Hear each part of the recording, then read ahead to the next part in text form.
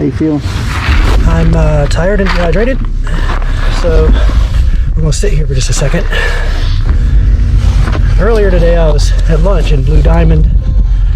I was telling you guys I was feeling a twinge of hypocrisy for not going up that trail that we were at in the park, the national park. And I said it was only outweighed by my sense of self-preservation. So we decided to go around. Well, I have none of that anymore.